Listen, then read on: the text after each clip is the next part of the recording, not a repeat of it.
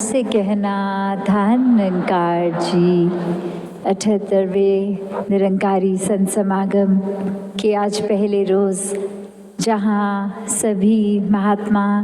एक ही जिक्र कर रहे थे इस एक का, ये निराकार परमात्मा, ये सच जो हमेशा था रहेगा, ये एक की ही बात हर एक ने की कि चाहे एक संसार में अनेकों धर्म हैं, एक हर तरह की एक विश्वास आस्था, पर ये हर कोई एक की ही बात कर रहा है और यही एक जो सच है। किस तरह से संतों ने हमेशा से एक चेतन किया कि जीते जी ही इस सच को जान लें। एक अपनी पहचान अगर करनी है सच्ची कि असली अस्तित्व क्या है हमारा, तो वो तब तक मुमकिन नहीं है जब तक इस एक परमात्मा को ना जाना जाए, इस निराकार को ना जाना जाए। और जब वाकई ही इस निराकार को जान लेते हैं तो फिर एक मूल से ही जब जुड़ गए, एक स्रोत ही हर चीज़ का, ये निराकार, इसकी एक समझ आ गई, तो फिर मन कोई भी वजह ऐसे नहीं ढूंढता जिससे अब हम सिवाय अपने आप को इस एक के साथ एक करके एक हो गए, ऐसे भाव के विपरीत कोई और भाव मन में जन्म नहीं लेता। तो हर एक के लिए आज जो आत्म मंथन का एक मैसेज मंच से आया, इस समागम की थीम भी, तो ये आत्म मंथन सभी यही समझा रहे हैं कि कैसे अपने भीतर की यात्रा करनी है, अपने मन के अंदर, अपने सोचों के अंदर एक चीज़ को वो इंट्रोस्पेक्ट करते हुए, एनालाइज करते हुए, ये कर्मों को भी अगर कुछ हो गया तो अक्सर सब यही समझाते हैं कि कुछ हुआ भी तो एक बार सोचो कि ये सही किया कि नहीं किया। एक अपनी सोच कर्म करने से पहले जो आती है, उसी लेवल पे अगर हम खुद को ठीक से चैनलाइज कर लें, एक खुद को ही अपने अंदर ये सोचो कि लड़ी जो छिड़ जाती है उसको ही सही रखेंगे, तो फिर वो कर्म नहीं बनेंगे, वो व्यवहार नहीं बनेगा। तो कैसे हर एक ने जहाँ ये सिखलाई दी कि खुद से शुरुआत करनी है, अपने अंदर एक अच्छाई लाके तब्दीली करनी है, क्योंकि ये बात आती है जिस तरह हम वो उदाहरण भी अभी हमने सुना कि हिरन का दिया गया कि हिरन के तो अंदर वो कस्तूरी अपनी ही नाभि में, और वो खुशबू इतनी स्ट्रॉन्ग फील कर रहा है और पूरे जंगल में जा के ढूंढ रहा है कि ये कहाँ से आ रही है इतनी खुशबू, और इतना रेस्टलेस हो के फिर वो हिरन जगह जगह जा रहा है, ढूंढ रहा है, इस बात से अनजान बेखबर कि ये खुशबू तो मेरे भीतर से ही आ रही है। उसी प्रकार यही परमात्मा जो जितना बाहर है उतना ही भीतर है, और ये भीतर होने के बावजूद इस बात से अनजान इंसान इसको ही खोजने में ये जीवन लगा रहा है। तो कैसे ये परमात्मा तो हर समय हर जगह मौजूद है, एक सिर्फ पहचान की बात है, इस एहसास की, ये ब्रह्म ज्ञान द्वारा ये सच को जान लेने की बात। कैसे फिर अपने जीवन में हर कोई जब ये जान लेता है तो फिर एक संत प्रवृत्ति आ जाती है, फिर वो एफर्ट भी नहीं करना पड़ता कि अब आत्म मंथन किया जाए। ये तो स्वयं हर पल भक्त प्रवृत्ति जो आती है वो एक उसका कैरेक्टरिस्टिक, एक उसका आचरण ही एक आत्म मंथन वाला जीवन बन जाता है। कैसे एक हर कोई फिर अपने जीवन में जहाँ कोई भी कदम इस तरह का जो खोरा हो, रूखा हो, चोट पहुंचाने वाला हो, ऐसा एक नहीं लेता, क्योंकि ये एहसास आ जाता है कि जब भीतर भी परमात्मा है, बाहर भी परमात्मा है, तो फिर एक जो इंडिकेशन होती है हर एक की कभी कि ये हम ऐसे हैं नहीं, पर परिस्थिति ऐसी हो गई तो हमारा रिएक्शन ऐसा हुआ, तो वो बात तो फिर रह ही नहीं जाती, क्योंकि हर समय ही भक्तों के अंदर तो प्यार ही है। जैसे अक्सर दासी वो कहानी भी सत्संग में रखती है कि कैसे एक अगर मन में गुस्सा है तो वो आसपास किसी ने गुस्सा दिलाया हो या ना, फिर भी एक हम तैयार ही थे गुस्सा करने के लिए, तो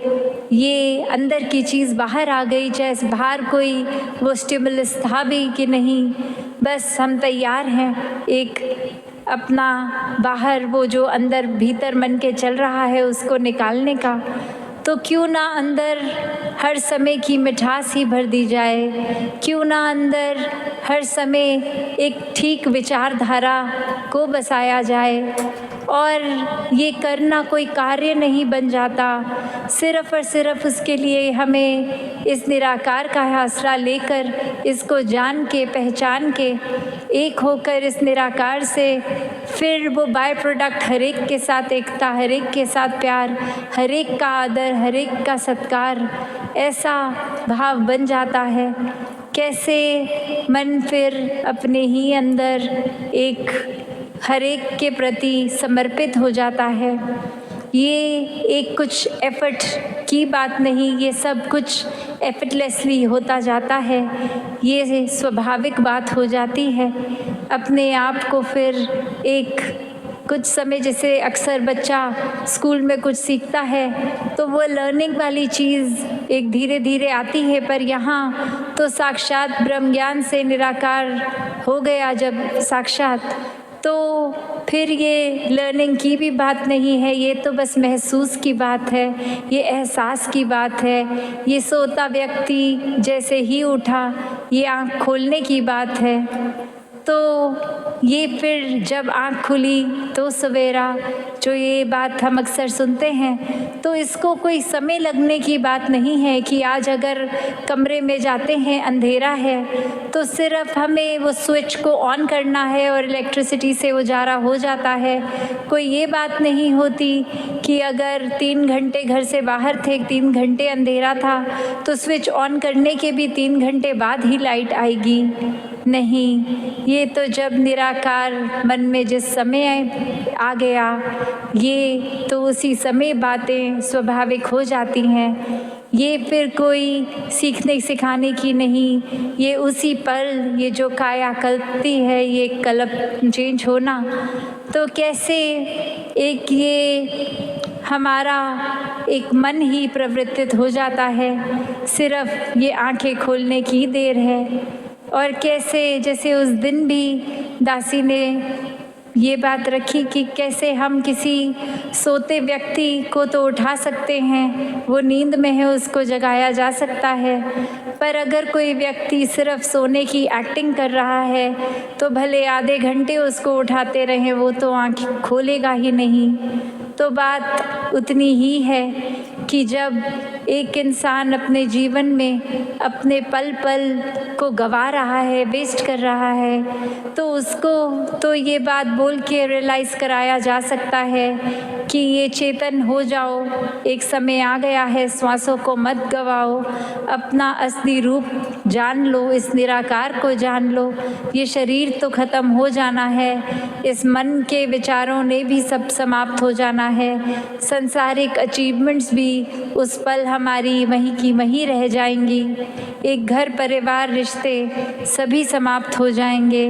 तो असली चीज़ क्या रहेगी? ये आत्मा और परमात्मा का मिलन, जो ये मुक्ति की बात होती है। तो इसके साथ ही जब एक मिलन हो तो वही ये अंधेरे में रहने वाला व्यक्ति, ये सोता इंसान, ये मिलन, ये ब्रह्म ज्ञान से जाग जाता है। और वहीं अगर कोई उस तरह की एक आदत रखता है, नियत रखता है, हमेशा अगर उनको प्रेरित भी किया जाए कि निराकार को जान ले, सत्संग चलें, तो वो फिर अगर फ्री भी हैं तो भी बहाना करेंगे, नहीं वो हम बिज़ी हैं, या फिर सत्संग आकर भी वो भाव सिरस इसलिए होगा कि ये मेरे मित्र मुझे कब से कह रहे हैं कि चलिए, पर वो एक सिर्फ मन रखना या एक सोशली वो एक कि हम उनके घर जिस तरह किसी के जाते हैं और इनवाइट अगला करता है, तो वो एक उस लेवल की बात रख के वो एक आ जाते हैं, पर ध्यान नहीं अगर लग रहा तो फिर यही बात होती है कि हम एक सोने की एक्टिंग वाले को नहीं जगा सकते। वो हो सकता है उसके बाद कहें भी कि हाँ जी ये आपकी सत्संग अच्छी थी, पर अगर उनसे एक बारी बात में पूछ लिया जाए कि आपको सबसे अच्छी बात क्या लगी, तो शायद कोई आंसर नहीं होगा उनके पास, क्योंकि सत्संग के दौरान उनका शायद अपना ध्यान अपने बाकी दिन को ऑर्गेनाइज करने या घर परिवार में है। या फिर ये तो दूर का कोई एग्जाम्पल हुआ, हम अपनी ही अगर बात करते हैं कि एक तरफ तो हम ये क्लेम कर रहे हैं कि हम उठ गए हैं, चेतन हैं, ब्रह्म ज्ञान है जीवन में, एक हमारी अवस्था जागरूक हो गई है, और वहीं एक कैसे संगत में भी बैठे हैं तो ध्यान जोन आउट हो गया, एक कभी महात्मा क्या बोले वो याद नहीं, एक सोच कहाँ, एकदम शरीर तो सत्संग में है पर हम कहाँ के कहाँ पहुँच गए ये मन से। तो बात यही, जैसे सुबेबी दासी ने रखा ये भाव कि आत्म मंथन कोई दिमाग से सोचों को एक चैनलाइज करने की बात नहीं है, ये आत्म मंथन, ये सेल्फ इंट्रोस्पेक्शन, ये जर्नी विद इन कोई सिर्फ साइकोलॉजिकल बात नहीं हो रही, ये स्पिरिचुअल बात हो रही है, एक आध्यात्मिक बात हो रही है, सिर्फ मानसिक रूप से नहीं, ये आध्यात्मिक रूप